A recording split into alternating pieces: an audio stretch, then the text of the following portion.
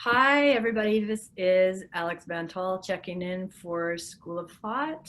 I am sitting with Jeffrey Hopkins, who is the principal educator of the Pacific School of Innovation and Inquiry in Victoria. It's October, it's mid-October. We're in the fall of 2020, and COVID still rages around us. And the education system is, what's the verb, Jeff? Scrambling? Rages around us. Education Yeah, system. scrambling. Yeah, I think so. Yeah, so there's lots of rubble around, and this feels like the right time to rebuild, which is exactly why we decided to sit down and talk about how to really run a personalized inquiry program in your school. So these podcasts, School of Thought, this is number 7 or 8. These are your how-to, high-level how-tos on how to make the shift in your school. And coming up in the next few weeks, in the next few months, maybe some workshops that get a little bit more into the granular nitty-gritties of how to actually do this. What did I miss? Nothing, not a thing. Okay, Awesome. cool. Did I introduce myself? I didn't introduce myself, did I? You did. Okay, I Yeah, said my name. just your name. You didn't get in. Yeah, you didn't explain who you are and all about you. Right. Okay, I'm a journalist, writer, author, educator. I still keep up my K-12 license. I am licensed to practice in British Columbia, although I haven't in a couple of years. And but just a super fan of moving schools into a better place so that they're more supportive of optimal human development. And I know that that's your jam too, Jeff, which is why we have these great conversations both on and off screen. Yeah, that's true. So today we're talking about one of the 20 convictions that you have outlined around this style of education. And today we're on number 7, which is all about scaffolding. So for anybody who's just joining, I'll just set up these convictions. Jeff has been operating the Pacific School of Innovation and Inquiry for, you're in your 8th year now, right? Yeah, yeah. Yeah. And so you've sort of taken, here's the model, and here are the 20 things, the 20 beliefs, the 20 convictions that really, really are important in making the model work. So today we're looking at the 7th of these convictions, and it's all about scaffolding. So I'm just going to put that giant word at you, Mr. Hopkins, and say, tell us what scaffolding is and why it belongs in inquiry education. Okay, well, fun. Yeah, so it's along with all the other convictions. I know we've talked about this in some of the other podcasts, but they're not something you can pick and choose from. They kind of all fit together in an ecosystem, and so scaffolding is definitely one of those. Although I would say it's probably the most adaptable kind of way of looking at things. You could use this in almost any kind of education system, and it would be useful. So scaffolding is kind of what it sounds like. It's a lovely metaphor for what we do, which is really just building up a support structure to get someone to a place that they couldn't get otherwise.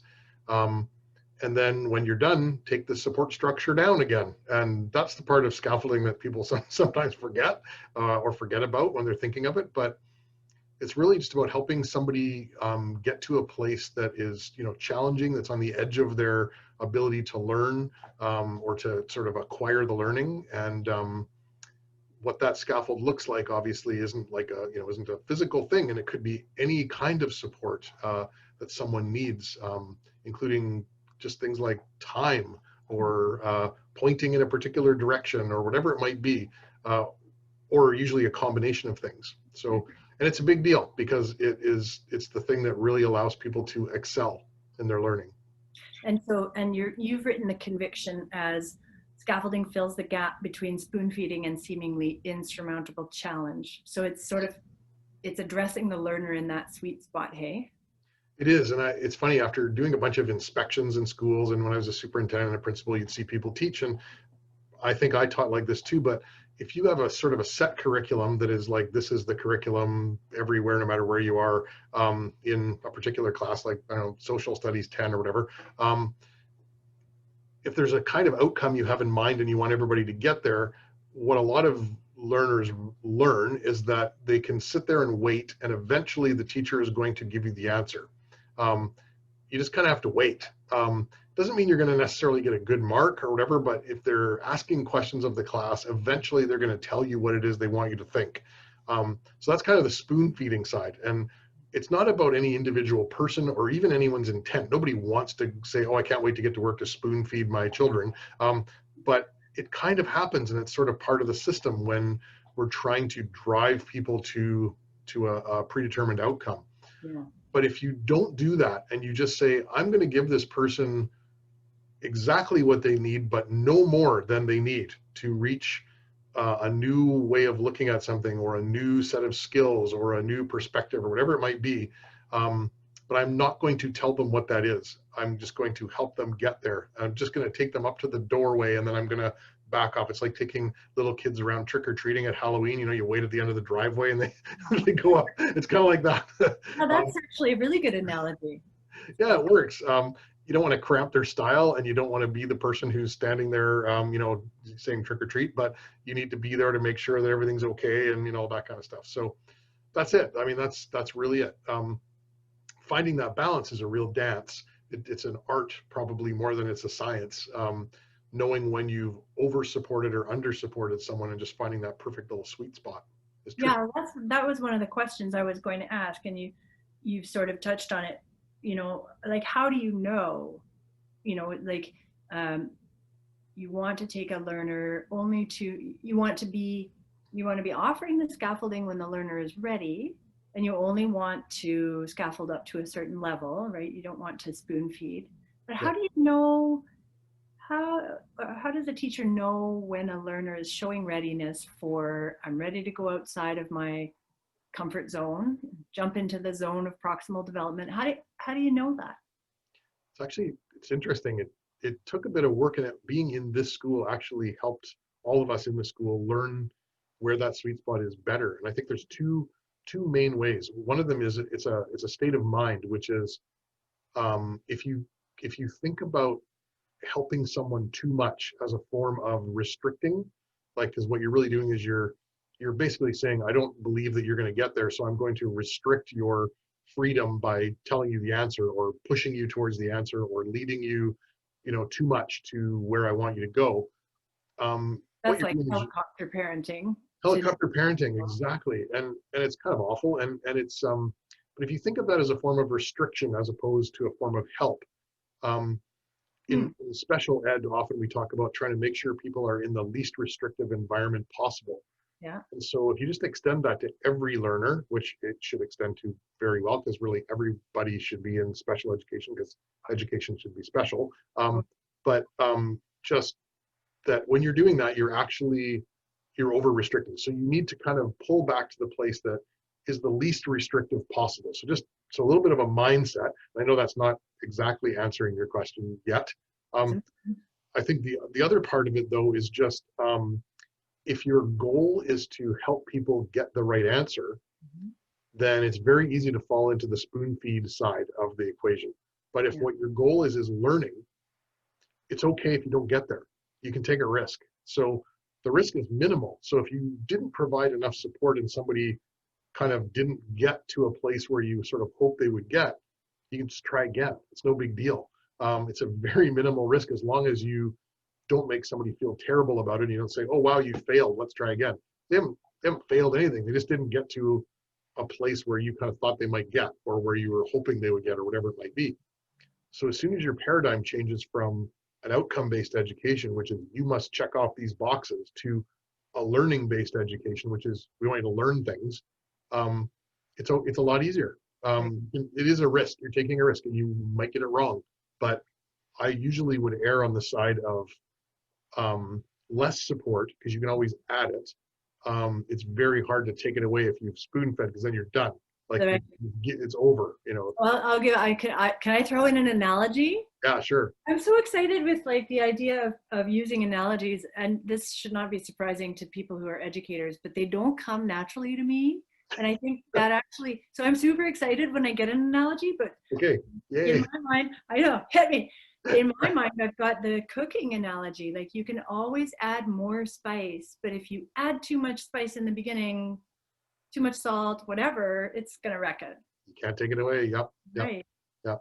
And the other analogy is the haircut one, right? You can always cut a little more off, but you can't put it back on. Yeah. So I I have to tell a tiny story about my youngest son right here because he had quite long hair. It was sort of like an old school skater haircut. So it was down to here and then shorter here. And the yep, end of the summer, he's like, just buzz it off. So his dad buzzed it off, and and Jonas hasn't come out from under his hat for weeks.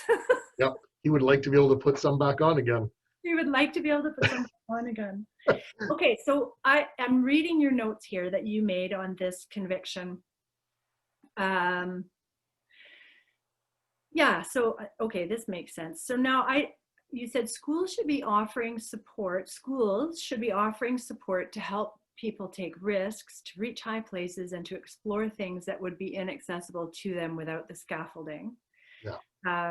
And I remembered our conversation from last year about the zone of proximal development, which some educators are familiar with and some are probably less familiar with. So this sounds like the right place to sort of address that. So talk a little bit about how the zone of proximal development is that place where you can see learner readiness, and that's really where learning occurs, and how important it is to get that scaffolding in at that right spot. Yeah, and this is where that personalization comes in, because if you are treating all people in the school the same way at the same time, and then hoping magically they're all going to be requiring the same scaffolding, or they don't need any scaffolding, or they're all ready to acquire a concept at the same time, you're fooling yourself, and you're setting yourself up for a miserable career where you're going to feel terrible all the time, because you will never do that. I mean, rare days where everybody just kind of gets it, and they also didn't already have it, because that's the other problem. So it really does lead you to personalization pretty quickly. That's part of it. I think another part, and this actually goes to your other question about how do you know when you're in the sweet spot, when you think about zone of proximal development, some of the signs that you're not there are very similar. So if you're trying to teach somebody something that they already know or could be doing for themselves quite well without your scaffolding, you get certain behaviors, and that can either be like a checkout kind of behavior where a person just kind of turns off the switch and waits till something interesting is happening. In high school, it's the hood over the head, the earbuds in, or just don't come, because why would you come to school if they're going to do things that you already know how to do, or scaffold something that you can perfectly reach yourself. The flip side of that is, if you're doing something that's so far beyond someone's ability and they can't even comprehend what you're asking them to do, and it's maybe even stressful or anxiety inducing, yeah, then you get even exactly the same response, which is turn off. Yeah. So basically, when you see somebody turning off avoidance behavior, whatever it might be, or even aggressive behavior where someone is feeling very threatened and frustrated and they start to get aggressive, you've probably gone too far one side or the other, and it could actually be either side. So I want to ask you about, like, keep with your learners in mind at SCI. You've got grades 9, 10, 11, and 12, although there's a lot of blur because everybody's doing their own program. As your learners become more familiar with the fact that they'll hit these little mini walls in their abilities, do they get better at seeing their own readiness, and then they'll come to the teachers and say? Yeah, they'll ask you for, like, when they first get here, when they've been in the mainstream sort of education system, asking for help means something's going wrong. Yeah, totally. Yeah. But here, asking for help means you're ready for help. It's like, I'm ready for scaffolding now, bring over the scaffolding, which is not admitting anything. It's like if a scaffolding, a real scaffold, if a builder said, I need to get up to the 3rd story now, well, yeah, you're going to need scaffolding. I mean, most people aren't 30 feet tall, so you're going to need it. There's no shame. It's just, that's the tool right now.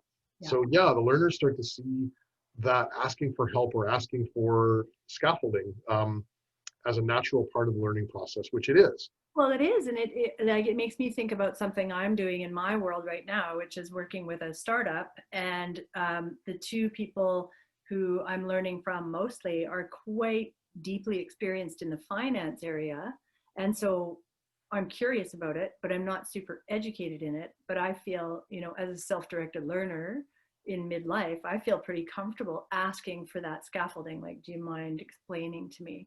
But yeah, I can see what you're saying. When children are in the mainstream system, there's often this sort of fear of asking for clarity, or fear of, not being in the right place. And so I won't ask for, that little bit extra. So we miss a lot of engagement if we're not actually encouraging, and if we haven't created that atmosphere of safety for that, for them to ask for the next step. Absolutely. And one thing that often happens in the mainstream system is because it is often built around acquisition of outcomes at a certain rate. If you're asking for help, you've almost admitted that you're not competitive anymore. And it is a competitive system, which is, who's the person that got this the best, the first, the most, whatever. And,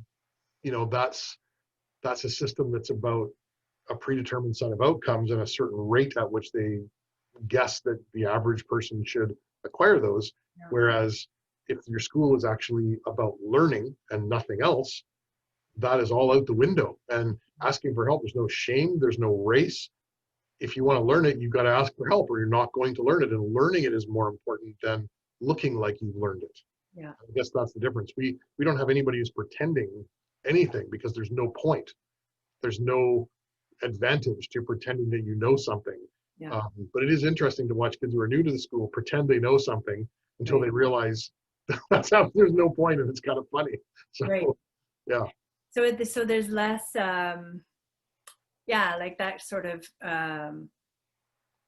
there's a word for that. It's not bravado, but you're just creating an environment where people can be more authentic to their own interests, first of all, Mm-hmm. and their own path.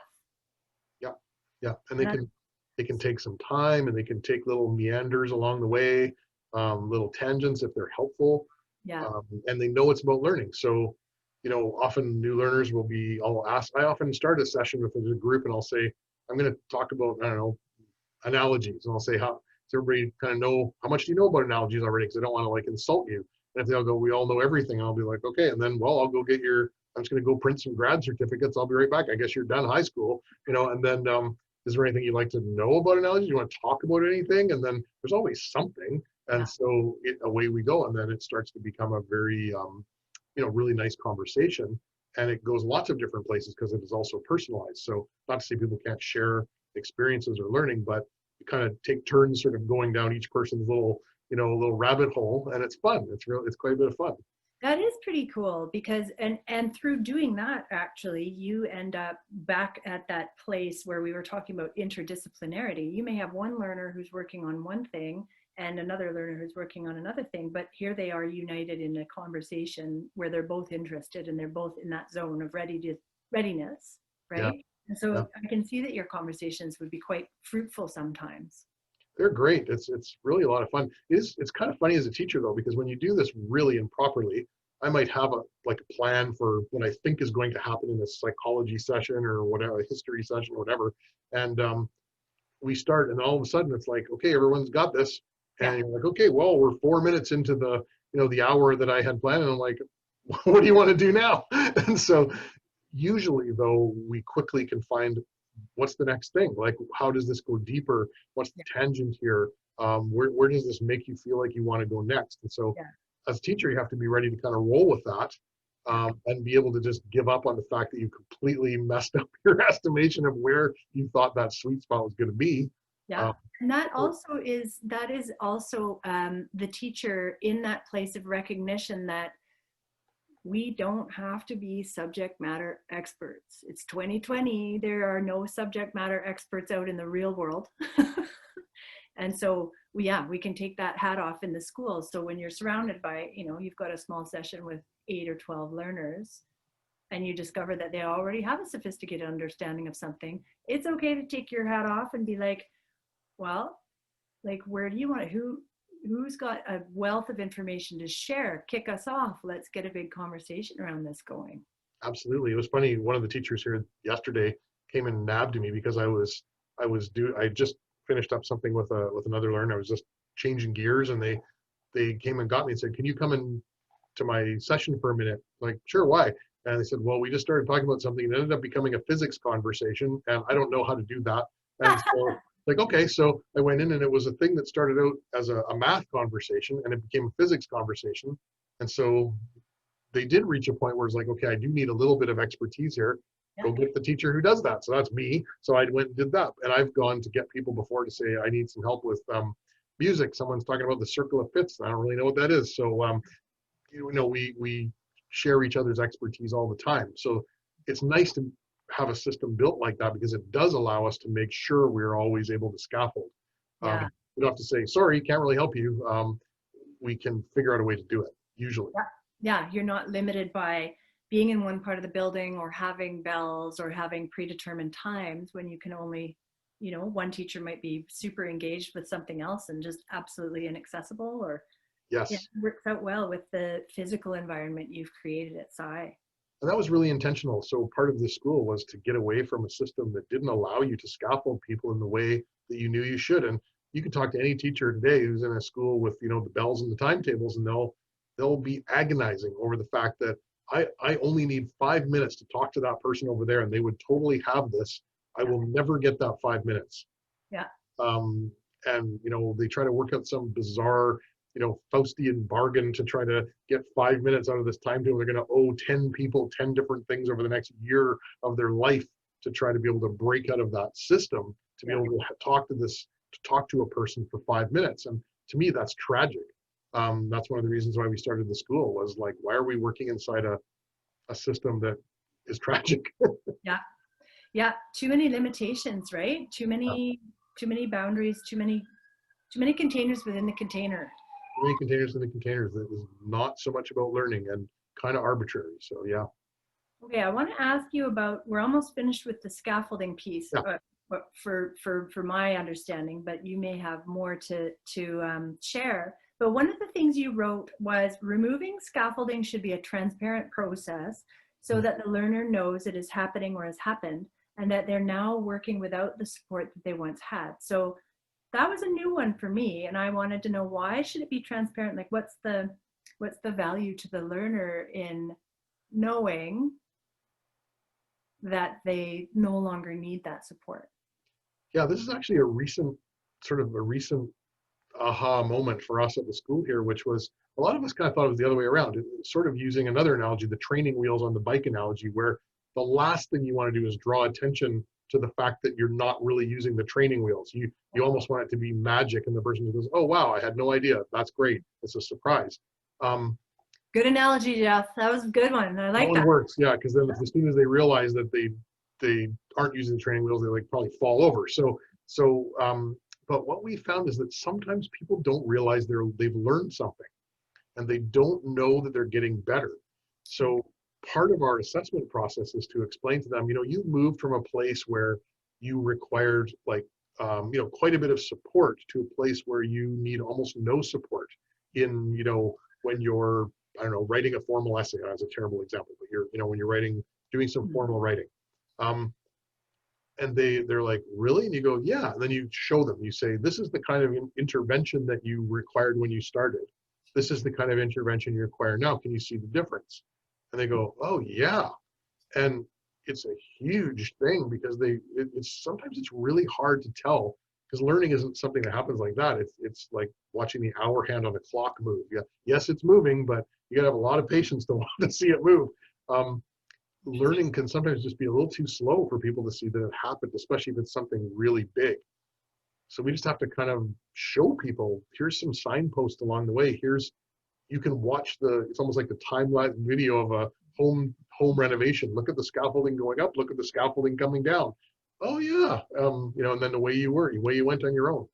And I can see that would be, I think that would be affirming too for a person, because A, it shows that they can learn, right? Yeah. B, if you do enough of it, if you sort of report out on enough of it, or if they see enough patterns, they can see where they tend to need scaffolding. So then in the future, they're more attuned to, okay, I'm going into something where I suspect I probably will need assistance, so they won't feel awkward or unlearned when they get to that place of needing it. And it just, it, like yeah, back to that affirming piece, it sort of demonstrates that learning is continual, that it's natural, that it isn't actually natural to know everything all the time, which is kind of the way we set things up in the mainstream system, right? It's like either you have it or you don't, and if you don't, you're going to go to tutorial at lunch and then you'll get it, right? This is sort of like, no, this is a human, it's like recognizing that everybody has to put their socks on in the morning and then their pants and then their shoes, right? Like it's just, that's okay, it's normal, and we can now make it transparent and we can talk about it and acknowledge it, and it's normal, it's okay. Absolutely. It just normalizes a process that has almost been warped to the point where people don't really realize how human beings actually learn things, because we almost pretend that it's something completely different from that, because most of the time school isn't really very much matching the learning process. It's kind of different from that in a lot of ways. Yeah. The other thing that's affirming is people, not only do they realize what learning looks like and that it's okay to get help, but sometimes people make permanent lists about themselves. I call them permanent lists, but like where they say, I'm not a math person. Bingo. And you're just like, that's the silliest thing I've ever heard in my life, because there isn't any such thing as a math person. There's a person. And so do you want to learn some math? So, you can help people then see, you put up some scaffolding, they learn something, you pull the scaffolding down, they can do the math, and they go, oh, I guess I can't really say I'm not a math person. It's like, no, that's kind of silly, actually. So it's a weird way to describe yourself. It just means you haven't learned something yet that lets you feel qualified to say that you're a math person, whatever that is. So, yeah, you haven't yet been introduced to how to learn it. I actually think there's nothing that people can't learn. There is nothing, yeah. Math is a process that is just uses working memory, logic, and a bit of long-term memory. And if those things are working in your brain, you can do math. Yeah. So I always give people a random associates test to do, which is just like remote associates test, where you take 3 words and say, how do these words, what binds these 3 words together, kind of like that SAT type stuff. Mm-hmm. And then they do it, and then we do a bunch of other ones, and they come back to that one again and say, do you remember what it was? And they go, yeah. It's like, okay, well, you just did logic, you just did divergent and convergent thinking, working memory, and long-term memory. You can do math. Ha! And then they're like, oh no, you tricked me. It's like, yeah, you have no excuse now, so you're going to do math because you have all the tools. That's awesome. Yeah, and they get really mad, but it's like, sorry, you're equipped, fully equipped. You're equipped, yeah. The only thing that you need to really change is the story you've been telling yourself. Yeah, absolutely. That belief. Or the story someone else has been telling you by spoon feeding you or overwhelming you. And both things are really dangerous. Yeah. So scaffolding's the way to go. Okay. Anything to add before we wind down this one? I think that's it. Yeah. That's good. That was a gooder. Okay. Jeff, I will, I should probably let people know that you can connect up with more of the Pacific School of Innovation and Inquiry's learning models by going to www.learningstorm.org. And again, there's lots of things there, lots of tools, things you can print out, lots of little rabbit holes you can go into to see how the learners learn. And you'll definitely be able to see echoes of the scaffolding piece in there if you get in there and investigate. And thanks for listening to School of Thought. We will be back actually just after like a momentary blip. Just hit the play next, and away we go. We can be back whenever you want. Thanks, Jeff. I'll see you soon. See you later. Thanks, Alex. Okay, bye. Bye-bye.